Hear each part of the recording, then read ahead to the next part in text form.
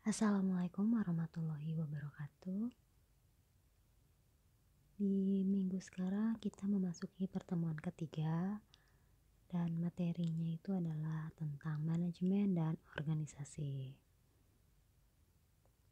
Manajemen, apa itu pengertian dari manajemen? Manajemen adalah suatu proses dengan mana pelaksanaan suatu tujuan tertentu diselenggarakan dan diawasi. Itu menurut Encyclopedia of the Social Science. Sedangkan menurut Manulang, manajemen adalah seni dan ilmu perencanaan, pengorganisasian, penyusunan, pengarahan, dan pengawasan sumber daya untuk mencapai tujuan yang sudah ditetapkan. Nah, tingkat-tingkat manajemen itu ada top level, ada middle level manager, dan low level manager. Dimana kalau yang top level manager itu mengurusi perencanaan strategis, dia yang bikin strategi bisnis. Kemudian untuk di middle levelnya itu perencanaan manajemen. Kemudian di low level itu perencanaan operasional. Top level manager itu meliputi direktur, wakil direktur. Kalau middle level meliputi kepala divisi, kepala bagian, dan yang low level manager meliputi supervisor, mandor, leader gitu. Kemudian tingkatan manajerial, kalau yang di paling atas yang di top itu namanya executive level. Sedangkan yang di tengah itu managerial level dan di paling bawah operational level.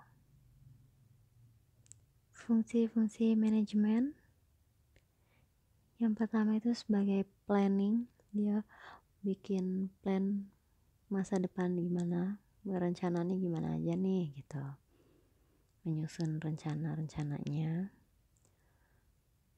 Kemudian organizing, dia mengorganize seluruh anak buahnya. Kemudian staffing dan directing.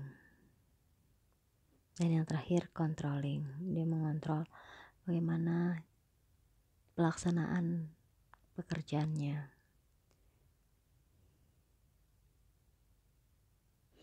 Manajemen dan sifat informasi. Nah, kebutuhan tingkat manajemen dari segi sumber informasi dan lingkup informasi. Sumber informasi, kalau di top itu membutuhkan informasi dari internal dan eksternal. Contohnya pemerintah, masyarakat, pesaing, supplier. Sedangkan di middle itu membutuhkan informasi bersifat tengah-tengah antara top dan low management.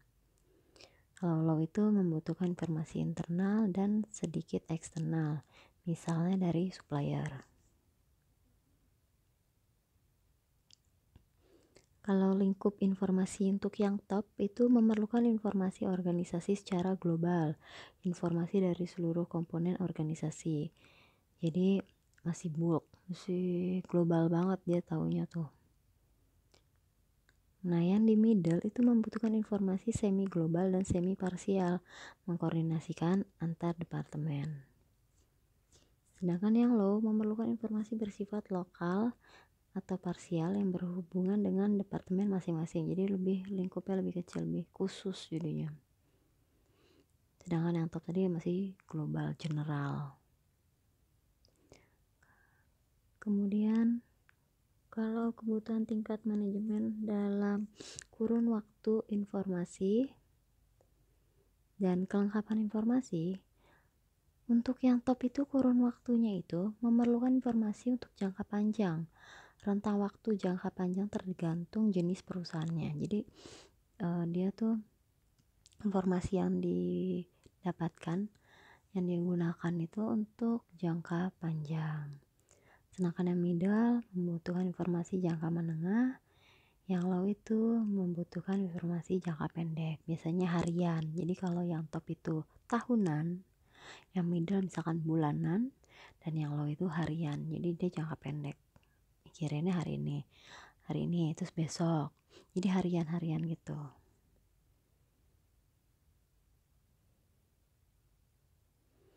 Sedangkan kelengkapan informasi untuk yang top memerlukan laporan hanya pokok-pokok permasalahan. Jadi itu dia, karena dia tadi global, jadi hanya perlu yang pokok-pokok permasalahannya aja. Ibaratnya di data itu hanya summary-nya aja, nggak perlu data detailnya, tapi dia sum-nya doang. Kemudian untuk yang middle itu memerlukan laporan semi pokok, dan yang low memerlukan laporan yang lengkap seputar bagian masing-masing. Yaitu kalau yang low itu detailnya, ibaratnya kalau di tabel dia tuh yang detailnya tuh, yang sum-nya tadi itu di top.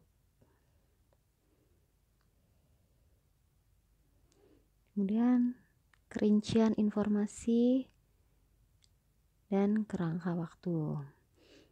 Kerincian informasi untuk yang top itu membutuhkan informasi berupa ringkasan, biasanya dalam bentuk grafik atau diagram. Itu tadi summary-nya dibentuk sebagai grafik atau diagram. Sedangkan yang middle itu memerlukan informasi semi ringkas, jadi dia agak detail tapi nggak terlalu detail banget gitu. Nah, kalau yang detail bangetnya itu yang di low, dia membutuhkan informasi yang rinci dan detail. Kerangka waktu untuk top itu membutuhkan informasi tentang masa depan, sedangkan yang middle membutuhkan informasi masa lalu atau history, sedangkan yang low itu memerlukan informasi masa lalu, sama nih, history juga. Jadi kalau yang di low ini dia ngurusin yang H-1 atau H-2 gitu, masa lalu. Pekerjaannya dia ngurusin data-data yang sudah berlalu gitu. Sedangkan kalau top itu membutuhkan informasi tentang masa depan, jadi yang plan yang tadi masa depan itu yang jangka panjang tadi.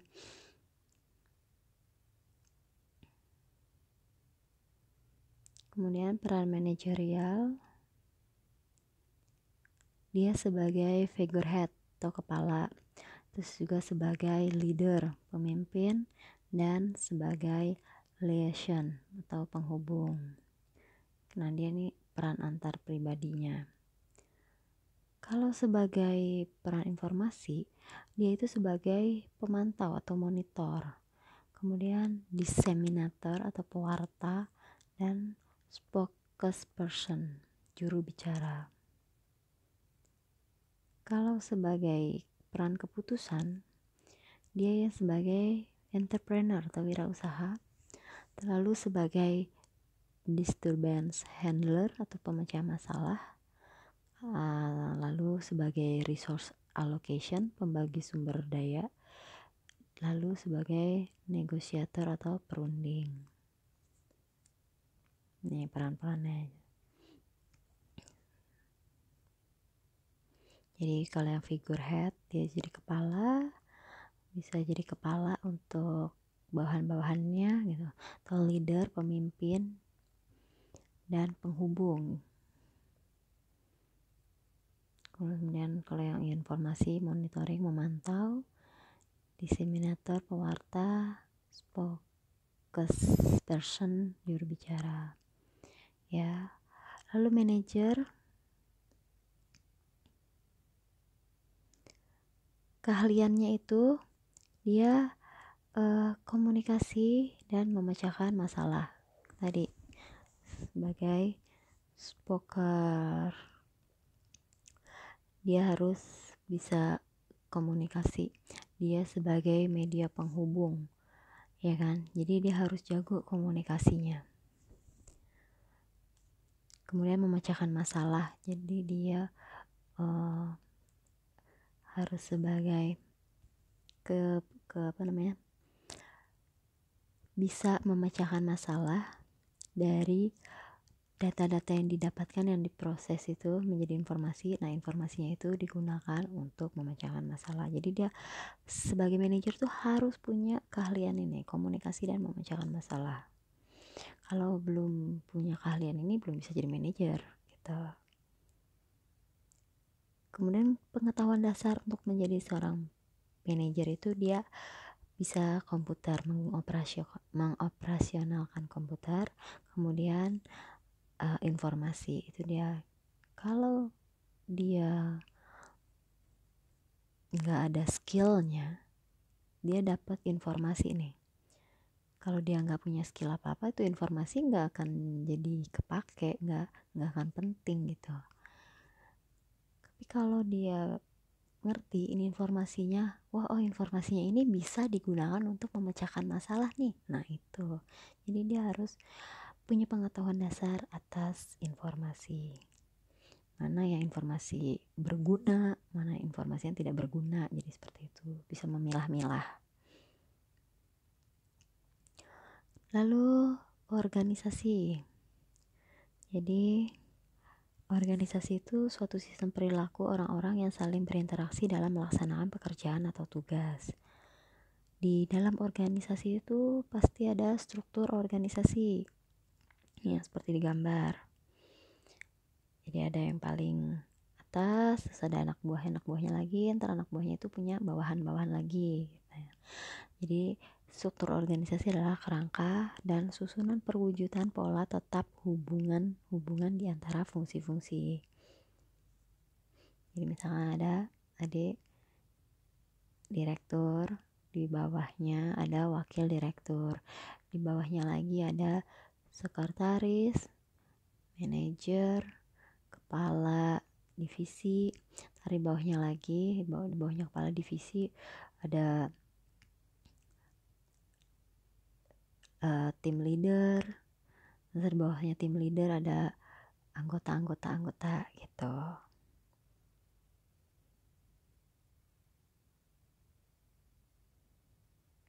Ini struktur organisasi. Nah, struktur organisasi itu dibagi menjadi 3. Yang pertama itu lini, kedua lini dan staff, yang ketiga fungsional. Lini itu sendiri dari menurut KBBI itu adalah tengah-tengah gitu, pertengahan.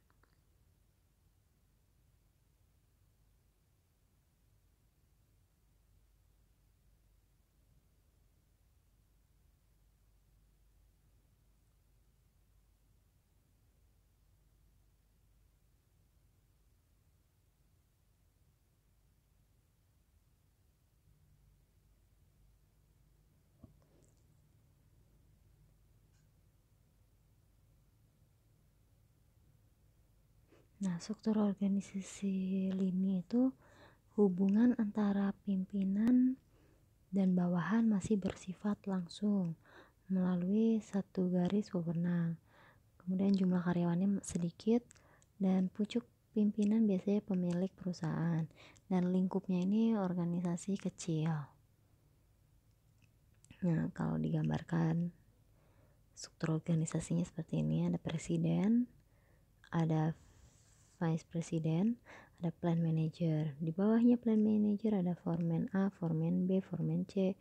Di bawahnya foreman itu ada workers, ada bawahan-bawahannya lagi. Ini masih satu garis nih. Pimpinannya itu hubungannya itu langsung antara pimpinan dan bawahan. Nah, keuntungan dari organisasi lini ada banyak. Di antaranya itu kesatuan pimpinan berada dalam satu tangan, pengambilan keputusan cepat, garis pimpinan tegas, dan pengendalian secara ketat dapat dilaksanakan. Tapi di balik keuntungan-keuntungan ini ada kekurangan-kekurangannya, yaitu tidak dapat dibedakan antara tujuan pribadi dengan tujuan perusahaan. Kecenderungan pimpinan diktator, organisasi terlalu bergantung pada satu orang, yaitu mesti tergantung pada pimpinannya gitu. Kemudian kesempatan karyawan berkembang itu terbatas. Lalu yang berikutnya lini dan staf. Kalau lini dan staf itu organisasi besar dan kompleks. Jumlah karyawan besar, hubungan atasan dan bawahan tidak bersifat langsung. Nih, digambarkan seperti ini.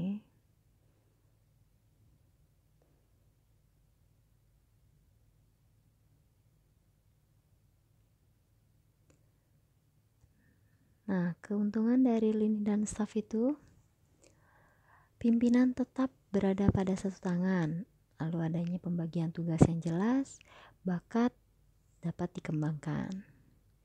Nah, kelemahannya tidak ada perbedaan antara perintah dan bantuan. Lalu solidaritas karyawan kurang karena tidak saling mengenal. Terus persaingan kurang sehat sering terjadi. Dan struktur organisasi fungsional, pembidangan tugas dapat dibedakan dengan jelas. Spesialisasi karyawan dapat berkembang optimal. Bawahan akan menerima perintah dari beberapa atasan. Contohnya seperti ini. Ada chief eksekutif, ada manajer, bawahannya itu ada manajer marketing, manajer human resource, manajer finance, manajer production. Nah, manajer finance itu ada bawahan-bawahannya lagi, ada chief engineer, plan superintendent, quality control inspector. Nah, di bawahnya mereka masing-masing punya foreman shop A, foreman shop A juga. Nah, dari foreman itu punya bawahan itu workers. Makanya si workers ini bisa menerima perintah dari beberapa atasan karena atasannya dia banyak kan. Ada foreman shop A, ada quality control, ada plan, ada manager. Nah, jadi dia banyak nih bisa menerima perintah dari beberapa atasan. Nah, keuntungannya karyawan dapat terampil di bidang masing-masing. Lalu efisiensi dan produktivitas dapat ditingkatkan. Solidaritas moral dan disiplin karyawan tinggi. Kelemahannya, pekerja kadang-kadang sangat bosan karena pekerjaannya monoton, itu-itu aja. Karyawan hanya mementingkan bidangnya. Lalu visi misi perusahaan.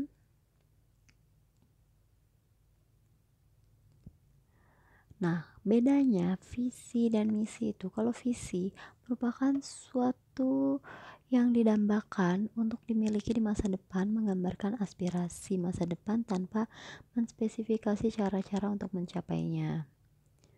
Sedangkan misi, apa yang harus dikerjakan oleh perusahaan dalam usahanya mewujudkan visi yang telah dirumuskan. Contoh visi dan misi perusahaan. Visinya itu menjadi perusahaan telekomunikasi yang unggul dalam memberikan pelayanan. Nah, misinya, langkah-langkahnya itu untuk mencapai visi tadi, memberikan layanan prima kepada seluruh pelanggan, memberikan kesempatan bagi karyawan untuk berkarya dan berprestasi, lalu meningkatkan kepedulian kepada masyarakat. Kalau itu semua sudah terjadi, ya itu adalah tujuan perusahaan itu dapat dicapai. Contoh organisasi lini, sistemnya itu analisa sistem penyewaan lapangan futsal pada lapangan futsal ABC Jakarta. Nah, ini masih ada hubungan langsung bawahan dan atasan. Owner lalu memiliki bawahannya kasir dan cleaning service.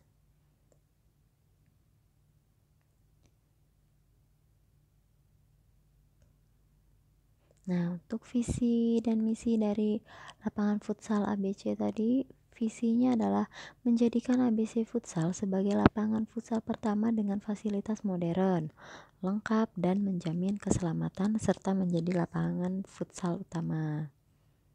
Sedangkan misinya menambahkan karpet vinil pada lapangan agar mengurangi dampak cedera bagi pemain futsal, meminjamkan bola secara gratis bagi penyewa lapangan, mengadakan perlombaan kompetisi futsal, dan menyediakan lahan parkir yang luas.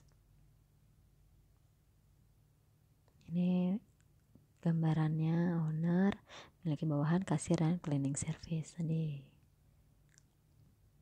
Kemudian contoh organisasi lini dan staff, contohnya pada UD Furniture ABC.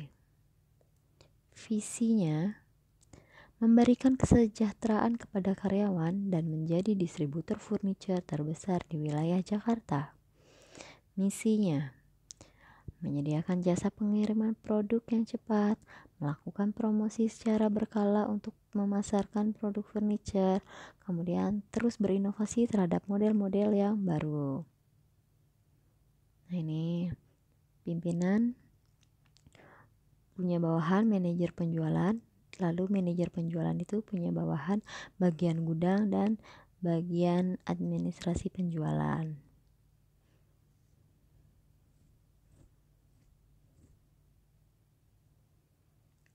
Nah, ini contoh organisasi yang struktur organisasinya fungsional. Contohnya Akademi ABC. Visinya menjadi akademi unggulan di bidang teknologi informasi. Visinya menghasilkan tenaga terampil di bidang teknologi informasi yang berkualitas, menguasai dasar berpikir ilmiah di bidang teknologi informasi yang profesional. Contohnya ada rektor. Rektor memiliki bawahan Kaprodi SI dan Kaprodi TI. Nah, Kaprodi punya bawahan lagi dosen A dan dosen B.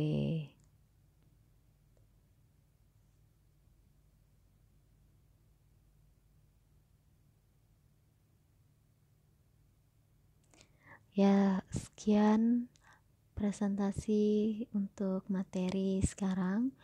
Jika ada yang belum jelas, silahkan ditanyakan di forum ya.